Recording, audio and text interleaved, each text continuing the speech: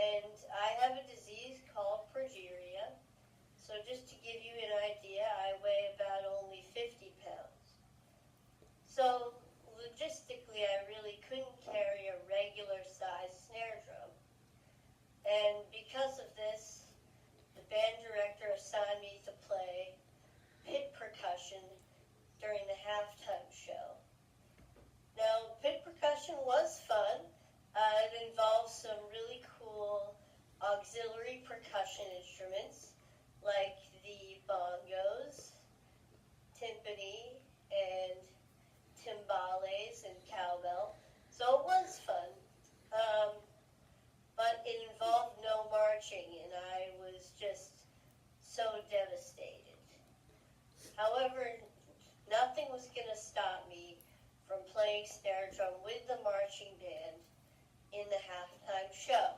So my family and I worked with an engineer to design a snare drum harness that would be lighter and easier for me to carry. And so after continuous work, we made a snare drum apparatus that weighs only about 6 pounds.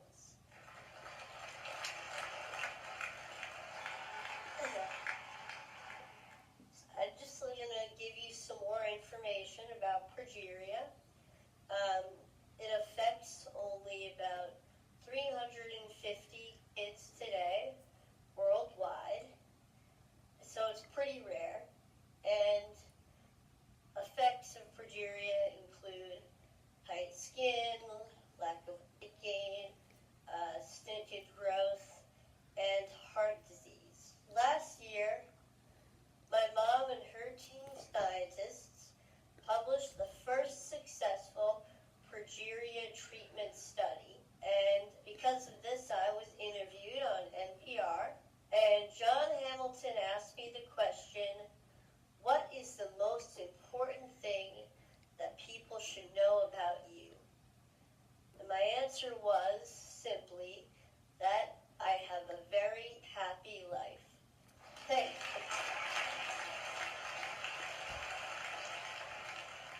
So even though there are many obstacles in my life, with a lot of them being created by progeria, I don't want people to feel bad for me. I don't think about these obstacles all the time, and I'm able to overcome most of them anyway. So I'm here today to share with you my philosophy for a happy life. So for me, there are 3 aspects to this philosophy. So this is a quote from the famous Ferris Bueller. The first aspect to my philosophy is that I'm okay with what I ultimately can't do because there's so much that I can do. Now, people sometimes ask me questions like, isn't it hard living with progeria? Or, what daily challenges of progeria do you face?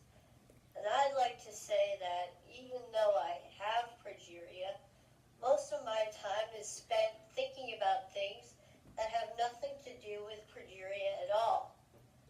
Now, this doesn't mean that I ignore the negative aspects of these obstacles. When I can't do something like run a long distance or go on an intense roller coaster, I know what I'm missing out on. But instead, I choose to focus on the activities